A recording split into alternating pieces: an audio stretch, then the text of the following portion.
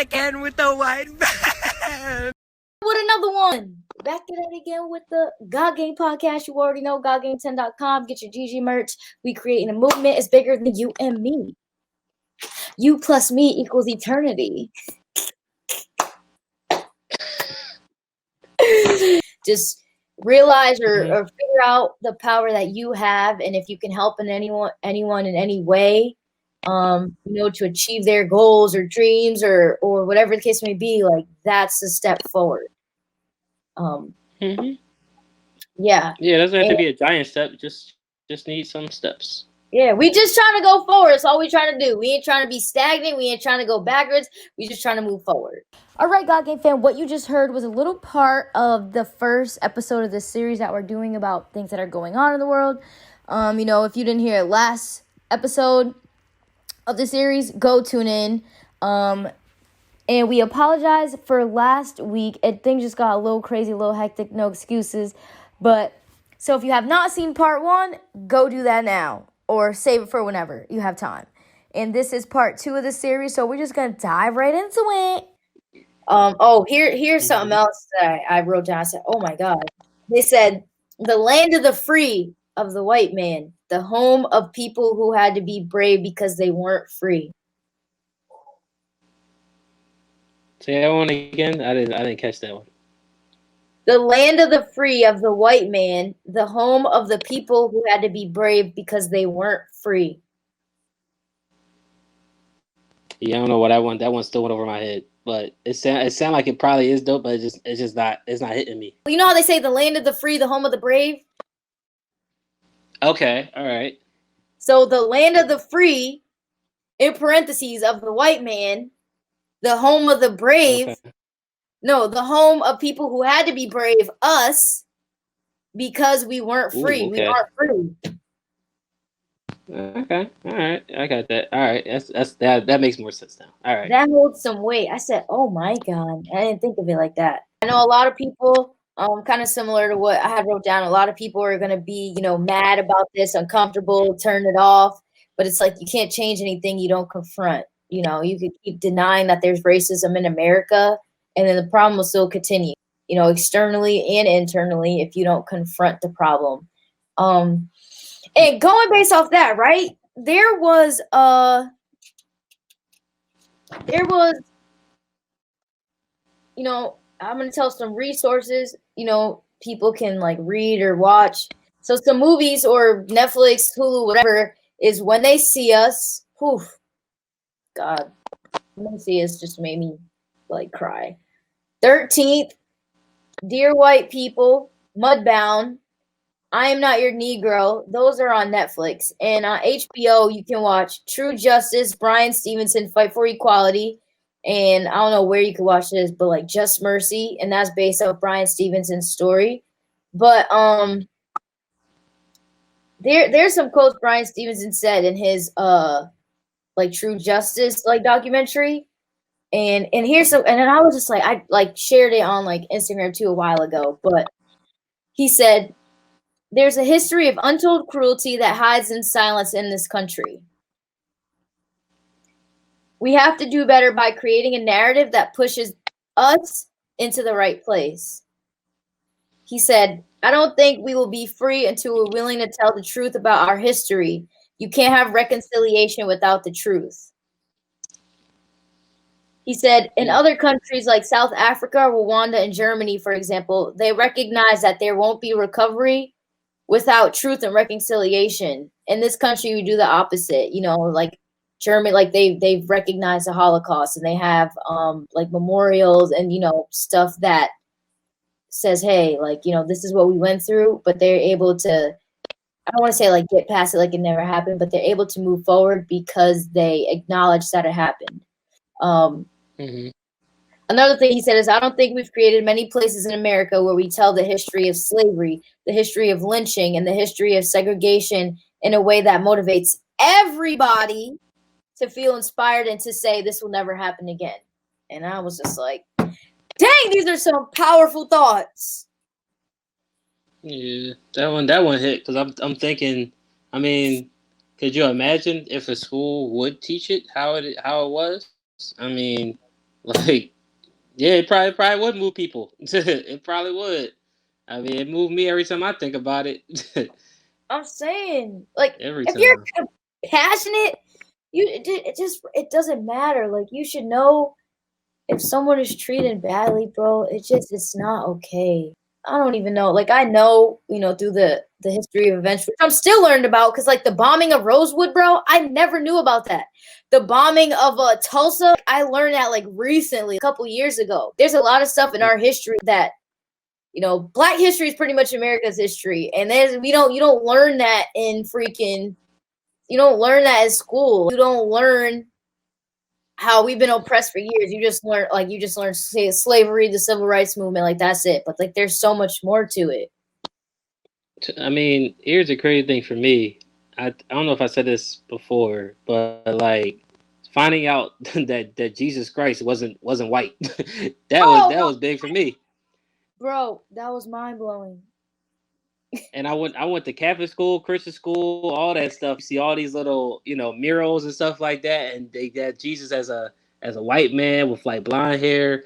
When I think about God, I start thinking of a white guy. Like, you know what I mean? Like if I try to like visualize him, you know what I mean? I feel like people don't even understand as a black person. I'm not saying Jesus was black, but he definitely wasn't white. He was more closer to the brown skinned, you know what I mean? Maybe Yeah. like a like Indian or Arab type of thing or whatever. But like he wasn't white. The most powerful person to ever walk this earth, y'all made him white. like you know what I mean? Like that was like so hurtful, bro. Because my pastor said it in like a sermon. He was a white guy, but he said it like we were talking about minorities and stuff like that, and he was like, our Savior Jesus Christ was a minority, and I was like, wait, what was he? You sure? That's not what I heard. You know what I mean? And I'm like, I do my own research, I asked my friends, and like my one friend was like, bro, don't get too upset about it. Yada. I was like, bro, how can I not? Like I'm 26. For 25 years now, I've been told a lie.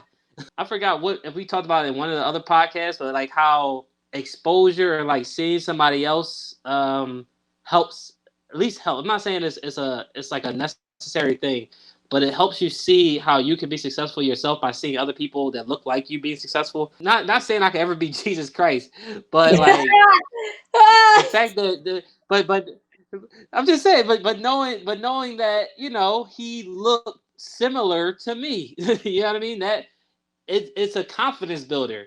You know what I mean? Bro, I just think that we've been taught a lot. No, we've been taught stuff obviously in school. Some of it I feel like we've been taught lies, but a lot of it too, I feel it's our responsibility. We have the resources now. Go to Google. We have resources. It's our Mm. responsibility to educate ourselves. That's what I've been doing. Even my dad never learned about the bombing of Tulsa. He learned that I won't say a couple years ago, but like he learned that as a grown man. He never learned that in school, and like I didn't either. And I'm like, all this stuff happened to my people, and I had no idea because we're not taught that. Is the John in Tulsa? Is that the Black Wall Street? Yeah. Is that one? Mhm. Okay, yeah, Yeah, I never yeah. learned about that. And like he said, like Brian said, we America hasn't done well with teaching about slavery, lynching, segregation, red line. We're learning it now. So now I just be like, what? This happened? This happened? Mm. This happened? I say I don't know it all. Believe me, I don't. But I'm just trying to share things that I learned. Mm-hmm. And bro, it's crazy. Like I said, could you imagine? I can only imagine how many talks, would happen in the white households. Because I feel like in the black household, it'd probably be, wouldn't be really nothing really too new, I guess. But like just some of that, like you were saying, some of the real history, like, you come home after class or, you know what I mean? Like, mom, did you know that, there was like a Black Wall Street and like they bombed it and like, that helped keep them down basically. And I just wonder what those conversations would be like with grandma that's like 70, 80 years old, like still, living like, yeah, oh man, I was there or I heard about that, but like or something, you know what I mean? I just wonder what the type of conversations people would have It's crazy. after they hear Yeah, that type of stuff. You know what I mean? yeah. I feel Not you. saying white people are bad, just saying, And some that of the things that ancestors may have done might not have been too great. That's all I I'm mean, saying. stuff now happening by like white officers is not great. And when we talk about this, like I said, it's not a black versus white thing. It's not saying we're not categorizing as like all white people are racist. Yeah, we're just having a conversation. When I say white people, it's implied that obviously every single white person is not racist. So, but what I did want to say is when you said you found out like Jesus isn't white, bro. On Twitter, when Black Twitter found out Beethoven was black, bro. Beethoven's black. Hold on, who was black? Beethoven. Who? Beethoven? Yes, bro. Oh wow. I'm gonna go to Twitter. Right? I'm gonna go right now, bro. When Black Twitter found out Beethoven was black, you got me pulled up my phone now. I ain't hear that bro, one. I'm gonna show you. Because I had something too. He was of African descent, and the truth of his ethnic origins was covered up through a mixture of white powder worn on his face when out in public. The use of body doubles for portraits and Eurocentric historians hiding the truth of his genetic heritage. And then it was like they showed this. I don't know if you can see. Yeah, that's the one I'm looking at. Yeah. Oh, okay, yeah. Like this last part I had is like something that I need to deal with too. Like my heart, like when I said we need to transform hearts, like when Pastor Mike said transform hearts, that's what we need to do. And my heart needs to continuously be transformed as well. Because when I see injustice taking place, bro, like, whether it's online, whether it's in person, and that's another thing. Black people, when we see injustices happening in person, we can't do anything because potentially one life being lost, it could be 2 lives instead of 1. And so that's like it's a slippery slope being black in America because we don't have the ability to like intervene and help out because our life could be taken just as quick as the person who's being, in whatever they're in. But when I see injustices, like I said, whether it's online or in person, bro, I instantly feel every single negative emotion. Yep, I've been there. Something happened earlier on Facebook for me. I saw a kid that I know.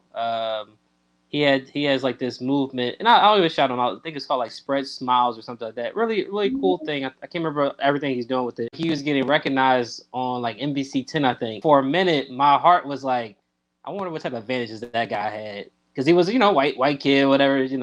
I'm like, I wonder if he had more than what I had growing up. And like I had to kind of stop myself. I was like, you know what, man, he's doing something positive.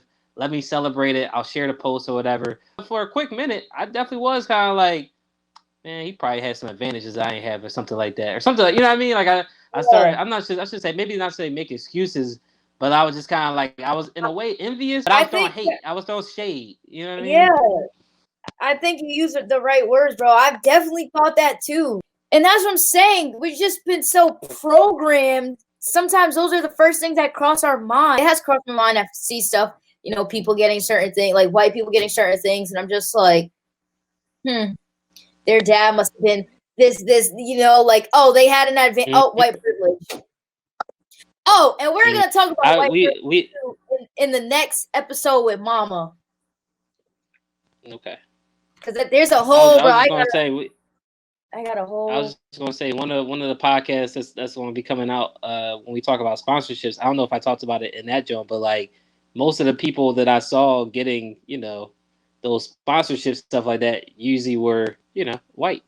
Like, and I would be like, well, bro, I'm better than you, or at least I'm on the same level as you. So why am I not getting the same opportunities? You know what I mean? Not saying that was the case, but I'm just saying, it was definitely a thought that ran through my mind. It was just like, mother suckers, I'm better than you. I just beat you last week, and like you got sponsorships over me. You know what I mean?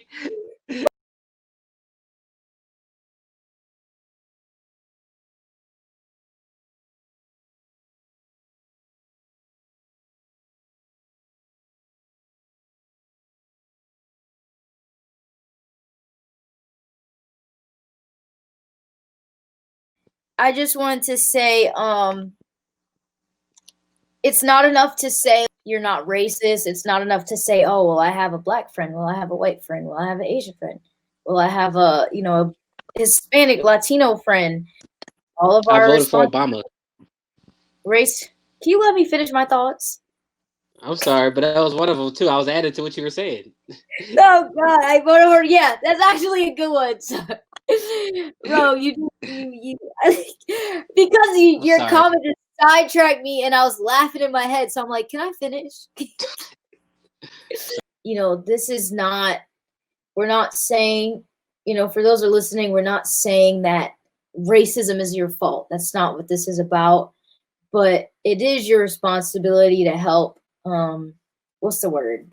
Like, it is your fight. It is your responsibility to help get rid of it. I mean, that's all of our responsibilities, to be honest. Like I said, it just takes one interaction with a different race or something that could just change someone else's perspective. And that's, it's going to take a lot of putting your pride and ego aside, but it's also going to take a lot of being uncomfortable, to maybe even look embarrassed or be embarrassed or look stupid. But it's going to take that extra step to, create the change that we're all, hoping for, whether it's in our lifetime or, I do pray, and I do know that eventually it's going to happen. Like I said, I don't know when, but, I do think it's going to happen. And yes, we're going to talk about, a little bit about, like, we kind of talked about it in this episode about white privilege, how, like the white pastor used his power, his influence, his privilege to give a black man an opportunity. And we're going to kind of talk about that in the next episode with Mama. God Game fan, what I also wanted to say is, just briefly, and believe me, there's a lot of there's racial injustice, socioeconomic, there's so much that this is just like surface level, our thoughts and things that people can possibly do or read or whatever. Like, there's layers to this, to racism in America, like so many different layers and levels. But I just wanted to say quickly, like, as far as Black Lives Matter, the ones who get offended with Black Lives Matter, honestly, are the same ones who get offended when I wear this. Black girls can bowl too. And in my mind, those are the ones who are racist. Not even gonna lie. Like, those are that's where my mind instantly goes to. And Black Lives Matter is not saying that any other race doesn't matter. It's not saying that Black lives are more important than other lives, but and I read this on social media somewhere, and I'm like, this is perfect. Think of, like breast cancer, like just cancer in general. When they have, breast cancer events or it's breast cancer month, they're not about to be like, oh, what's the name of another type of cancer? Like, oh, lung cancer matters. Lung cancer matters at a breast cancer, like, awareness event. Like, they're not saying that having that event is not saying, or having that month is not saying that the other forms of cancer doesn't matter. But at this particular moment, this is what we're talking about. So this is what the event's about. So this is the main focus. And too, in America, like, Black lives are lost a lot more quickly. I think I read something. It was like 3 times more than, of a white man. So that's why we're saying Black Lives Matter. And if that offended you, I'm sorry, but that's not my problem. Like, that really is not my problem. Like, if just saying Black Lives Matter offends you, gotta transform your heart. You gotta get that transformed, bro. And like I said, I'm working on my heart too, because like I said, like, when I be seeing injustices, I automatically just be ready to. No, I'm joking. I just be so mad inside, like, I just anger and rage and just thing. But God Game fam, we love you. We appreciate you. The next episode, we got a special guest, Mama. Ooh, she finna be on here. Also too, y'all already know, go to coolwig.com, or you can go to, and go to my jerseys collection, or you can just go to my website and it'll take you directly to the to my jersey collection. And all the proceeds I make from the Black Lives Matter jersey are going to be donated to social justice organizations. And you already know, we're going to end it like this, because my name is GG and I rock like this. I be games right here. Mama about to be on here. We finna be freaking lit. That's it! Oh my God, I don't know what to say. God Game fam, we love y'all. We appreciate y'all. You already know who it is.